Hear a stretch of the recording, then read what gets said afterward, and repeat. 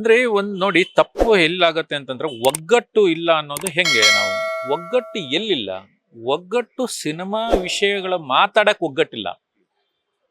ಇದೇ ಒಗ್ಗಟ್ಟು ಕ್ರಿಕೆಟ್ ಆಡೋದ್ರಲ್ಲಿದೆ, ಇದೇ ಒಗ್ಗಟ್ಟು ಕಬಡ್ಡಿ ಆಡೋದ್ರಲ್ಲಿದೆ, ಇದೇ ಒಗ್ಗಟ್ಟು ಬ್ಯಾಡ್ಮಿಂಟನ್ ಆಡೋದ್ರಲ್ಲಿದೆ. ಏನು ಸಿನಿಮಾ ಆಗಬೇಕು ಅದು ಸಿನಿಮಾ ಆಗ್ತಾ ಇಲ್ಲ, ಅದು ಬೇರೆ ಎಲ್ಲೋ ಆಗ್ತಾ ಇದೆ. ಇಡೀ ಏನು ಕ್ರಿಕೆಟ್ಗೋಸ್ಕರ ಒಂದಾಗ್ತಾ ಇರೋರು ಏನಕ್ಕೆ ಸಿನಿಮಾ ಕೆಲಸಗಳಿಗೆ ಒಗ್ಗಟ್ಟಾಗ್ತಾ ಇಲ್ಲ? ಇದೇ ಸಿನಿಮಾ ಆ ಸ್ಪೋರ್ಟ್ಸ್ಗೆ ಒಗ್ಗಟ್ಟಾಗ್ತಾ ಇರೋವಂಥ ಅಷ್ಟು ಒಗ್ಗಟ್ಟಿರೋರು ನಾಳೆ ಬಂದು ಒಂದು ಶಾರ್ಟ್ ಫಿಲ್ಮ್ ಮಾಡೋಣ, ಹೊಸ ರೈಟರ್ಸ್ನ ಕ್ರಿಯೇಟ್ ಮಾಡೋಣ, ಹೊಸ ಡೈರೆಕ್ಟರ್ಸ್ನ ಕ್ರಿಯೇಟ್ ಮಾಡೋಣ.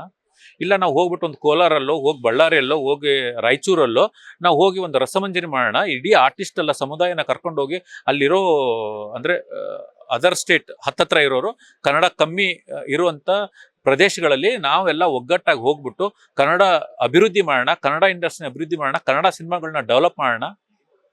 ಹೋಗಿ ದುಬೈ ಹೋಗೋಣ, ದುಬೈಲಿ ಕ್ರಿಕೆಟ್ ಆಡೋ ಬದಲು ರಸಮಂಜರಿ ಮಾಡೋಣ, ನಮ್ಮನ್ನು ನಾವು ಎಂಟರ್ಟೈನ್ ಮಾಡೋಣ, ಒಂದು ವಾರ ಫಿಲ್ಮ್ ಫೆಸ್ಟಿವಲ್ ಮಾಡೋಣ, ನಾವು ಒಂದು ವಾರ ಅಲ್ಲಿರೋ ಕನ್ನಡದವ್ರಿಗೆಲ್ಲರಿಗೂ ಕನ್ನಡ ಸಿನಿಮಾಗಳನ್ನ ತೋರಿಸೋಣ.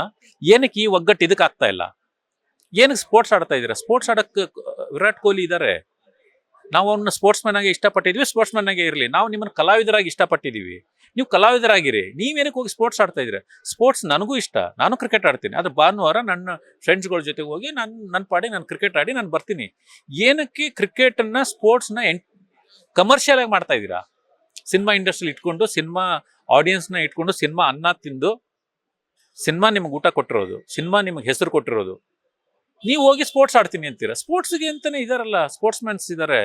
ನೀವೇನಿಗೆ ಸ್ಪೋರ್ಟ್ಸ್ನ ಕಮರ್ಷಿಯಲ್ ಮಾಡಿ ಅದನ್ನು ಪ್ರಮೋಟ್ ಮಾಡ್ತಾ ಇದ್ದೀರಾ? ಒಂದು ಭಾನುವಾರ ನಮಗೆ ಇಂಡಿಯಾ ವರ್ಸಸ್ ಪಾಕಿಸ್ತಾನ್ ಮ್ಯಾಚ್ ಇತ್ತಂತಂದ್ರೆ ಥಿಯೇಟ್ರಿಗೆ ಬರಲ್ಲ ಅಂತ ಬಡ್ಕೊಳ್ತೀವಿ. ಕ್ರಿಕೆಟು ಆ ವಾರ IPL ಇತ್ತು ಅಂತಂದ್ರೆ IPL ಟೈಮಲ್ಲಿ ನಾವು ಸಿನಿಮಾ ರಿಲೀಸ್ ಮಾಡಕ್ ಬಡ್ಕೊಳ್ತೀವಿ. ಯಾಕೆಂತಂದ್ರೆ ಸಿನಿಮಾಗೆ ಡೆಡ್ ಅಗೇನಿಸ್ಟ್ ಕ್ರಿಕೆಟು. ನೀವು ಸಿನಿಮಾ ಇಂಡಸ್ಟ್ರಿಲಿ ಇದ್ದೀರಾ, ಸಿನಿಮಾ ನಿಮ್ಗೆಲ್ಲ ಕೊಟ್ಟಿದೆ, ನೀವು ಹೋಗ್ಬಿಟ್ಟು ಸ್ಪೋರ್ಟ್ಸ್ ಆಡ್ಬಿಟ್ಟು ಸಿನಿಮಾಗಳನ್ನ ಕಡೆಗಣಿಸ್ತೀರಾ. 6500 ಕಾರ್ಮಿಕರಿದ್ದಾರೆ, 450-500 ಥಿಯೇಟರ್ ಇದ್ದಾವೆ, ಅದನ್ನ ನಂಬ್ಕೊಂಡು ಸಾವಿರಾರು ಜನ ಟೆಕ್ನಿಷಿಯನ್ಸ್ ಇದ್ದಾರೆ. ಅವರೆಲ್ಲ ನೀವು ಸ್ಪೋರ್ಟ್ಸ್ ಆಡೋದಾಗ ಹೋದಾಗ ನಾವೆಲ್ಲ ಕೆಲಸ ಬಿಟ್ಬಿಟ್ಟು ದಿನದ ಕೂಲಿ ಕೆಲಸ ಮಾಡ್ತಾ ಇರುವಂಥ ಕಾರ್ಮಿಕರು. ನೀವು 15 ದಿವಸ 20 ದಿವಸ ಸ್ಪೋರ್ಟ್ಸ್ ಆಡಕ್ಕೆ ಹೋದ್ರೆ ನಾವು ಖಾಲಿ ಕೂತ್ಕೋಬೇಕಾ? ಈಗ ಸಮ್ಮರ್ ಹಾಲಿಡೇಸ್ ಅಂತ ಬಂದ ತಕ್ಷಣ ಸಿನಿಮಾ ರಂಗದವ್ರಿಗೆ ಒಂದು ಒಳ್ಳೆ ಟೈಮ್ ಅಂತಾನೆ ಹೇಳೋದು. ಬಿಕಾಸ್ ಯಾಕಂತಂದ್ರೆ ಟೀಚರ್ಸ್ ಆಗಿರ್ಬೋದು, ಮಕ್ಕಳಾಗಿರ್ಬೋದು, ಎಲ್ಲರಿಗೂ ರಜಾ ಇರುತ್ತೆ. ಅಂತ ಟೈಮಲ್ಲಿ ನೀವು ಏನು ಕಷ್ಟಪಟ್ಟು ನಿರ್ದೇಶಕರಾಗಿ ಕೆಲಸ ಮಾಡಿದಾರ, ನಿರ್ಮಾಪಕರಾಗಿನೂ ಸಹ ಕೆಲಸ ಮಾಡಿದಾರ, ಒಂದಷ್ಟು ಆ ಒಂದು ಒಳ್ಳೆ ಸೀಸನ್ ಅಂತ ಅನ್ಕೋಬಹುದು ಸಿನಿಮಾಗಳನ್ನ ಬಿಡುಗಡೆ ಮಾಡೋದಕ್ಕೆ. ಅದೇ ಟೈಮಲ್ಲೇನೆ IPL ಶುರುವಾಗ್ತದೆ. ಎಲ್ಲೋ ಒಂದ್ ಕಡೆ ಹೊಡೆತ ಬೀಳುತ್ತೆ ಅಲ್ವಾ ಸರ್? ಹೌದ್ರಿ, ಕ್ರಿಕೆಟ್ ಅನ್ನೋದು ನಮಗೆ ಡೆಡ್ ಅಗನಿಸ್ಟ್ ಇರೋದು ಸಿನಿಮಾ ಇಂಡಸ್ಟ್ರಿಗೆ. ಡೆಡ್ ಅಗನಿಸ್ಟ್ ಯಾರು ನಮ್ಗಂದ್ರೆ ಕ್ರಿಕೆಟ್. ಯಾಕೆಂತಂದ್ರೆ ಫ್ರೈಡೇ ಸಾಟರ್ಡೆ 2 ಮ್ಯಾಚ್ ಇರುತ್ತೆ, 4 ಗಂಟೆಯಿಂದ 8 ಗಂಟೆವರೆಗೂ, 8 ಗಂಟೆಯಿಂದ 10ವರೆಗೂ. 4 ಗಂಟೆ ಶುರು ಆಗುತ್ತೆ ಅಂತಂದ್ರೆ ಮ್ಯಾಟ್ನಿ ಹೋಯ್ತು, ಫಸ್ಟ್ ಶೋ ಹೋಯ್ತು, ಸೆಕೆಂಡ್ ಶೋ ಹೋಯ್ತು. ಸಾಟರ್ಡೆ ಸಂಡೇನೆ ನಮಗೆ ಜನ ಕ್ರೌಡ್ ಬರೋದು. ಅವು 2 ದಿನನೇ ನಾವು ಕ್ರಿಕೆಟ್ನಿಂದ ಹಾಳು ಮಾಡ್ಕೊಳ್ತಾ ಇದೀವಿ. ಅದರಲ್ಲಿ ಇವರೆಲ್ಲ ಸ್ಟಾರ್ಸ್ಗಳು ಹೋಗ್ಬಿಟ್ಟು ಕ್ರಿಕೆಟ್ ಆಡ್ತಾರೆ. ಕಲಾವಿದರಾಗಿ ಸಿನಿಮಾ ರಂಗವನ್ನ ಬೆಳೆಸಬೇಕಾಗಿದ್ದಂಥವ್ರನ್ನೇ ಕ್ರಿಕೆಟ್ ಆಡ್ಬಿಟ್ಟು ಎಲ್ಲೋ ಒಂದ್ ಕಡೆ ದಾರಿ ತಪ್ಪಿಸ್ತಿದಾರ ಅಂತ ಎಲ್ಲ ಗೊತ್ತಾಗ್ತಾ ಇದೆ ಅಲ್ವಾ? ಕಣ್ಮುಂದೆ ಗೊತ್ತಾಗ್ತಾ ಇದೆಯಲ್ಲ. ನೋಡಿ, ನಾನೊಂದು ವಿಷಯ ಹೇಳ್ತೀನಿ.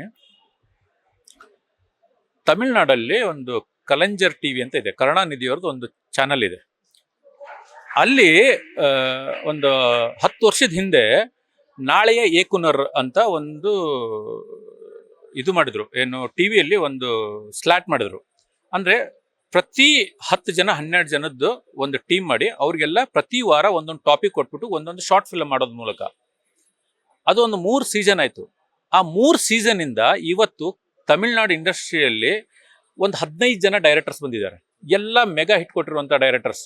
ಮೊನ್ನೆ ಇವಾಗ ಡ್ರ್ಯಾಗನ್ ಅಂತ ಒಂದು ಸಿನಿಮಾ ಬಂತು ನೋಡಿ, ಅಶ್ವಥ್ ಮಾರಿಮುತ್ತು ಅವರು ಅಲ್ಲಿಂದಾನೇ ಬಂದಿರೋದು. ಈ ತರ ಒಂದು 15ರಿಂದ 20 ಜನ ಟಾಪ್ ಡೈರೆಕ್ಟರ್ಸು ಆ ತರ ಒಂದು ಪ್ರೋಗ್ರಾಮ್ ಇಂದ ಬಂದಿದ್ದಾರೆ. ನಾವು ಇದೇ ಡೈರೆಕ್ಟರ್ಸು, ಇದೇ ಆಕ್ಟರ್ಸು ಎಲ್ಲ ಸೇರ್ಕೊಂಡ್ಬಿಟ್ಟು ಹೋಗ್ಬಿಟ್ಟು ಒಂದು ಶಾರ್ಟ್ ಫಿಲ್ಮ್ ಫೆಸ್ಟಿವಲ್ ಮಾಡೋಣ. ಅಲ್ಲಿಂದ ಹೊಸ ಡೈರೆಕ್ಟರ್ಸು, ಹೊಸ ರೈಟರ್ಸ್ ಬರ್ತಾರೆ. ಹೋಗ್ಬಿಟ್ಟು ದುಬೈಯಲ್ಲಿ ಕನ್ನಡ ಸಿನಿಮಾಗಳದ್ದು ಒಂದು ಫೆಸ್ಟಿವಲ್ ಮಾಡೋಣ. ಈ ವರ್ಷ ರಿಲೀಸ್ ಆಗಿರೋ ಬೆಸ್ಟ್ ಸಿನಿಮಾಗಳನ್ನೆಲ್ಲ ತೋರ್ಸೋಣ ಅಲ್ಲಿರೋರಿಗೆ. ಈ ಥರದ್ದು ಸಿನಿಮಾನ ಬೆಳೆಸೋಕ್ಕೆ, ಸಿನಿಮಾನ ಉಳಿಸೋಕ್ಕೆ ಪ್ರಯತ್ನ ಮಾಡೋದು ಬಿಟ್ಬಿಟ್ಟು ನಾವು ಹೋಗ್ಬಿಟ್ಟು ಬೇರೆ ಯಾವುದಕ್ಕೋ ಒಗ್ಗಟ್ಟಾಗ್ತೀವಿ ಅಂತಂದ್ರೆ ಹೆಂಗೆ? ಲೇಟೆಸ್ಟ್ ಹಾಗೂ ಇಂಟ್ರೆಸ್ಟಿಂಗ್ ಸುದ್ದಿಗಳಿಗಾಗಿ ಬಾಸ್ ಟಿವಿ ಕನ್ನಡ ಚಾನೆಲ್ನ ಸಬ್ಸ್ಕ್ರೈಬ್ ಮಾಡಿ. ಹಾಗೆಯೇ ಬೆಲ್ ಐಕಾನ್ ಪ್ರೆಸ್ ಮಾಡಿ. ಇದರ ಜೊತೆಗೆ ಫೇಸ್ಬುಕ್, ಇನ್ಸ್ಟಾಗ್ರಾಮ್, ಎಕ್ಸ್ನಲ್ಲೂ ಮಿಸ್ ಮಾಡದೆ ಫಾಲೋ ಮಾಡಿ.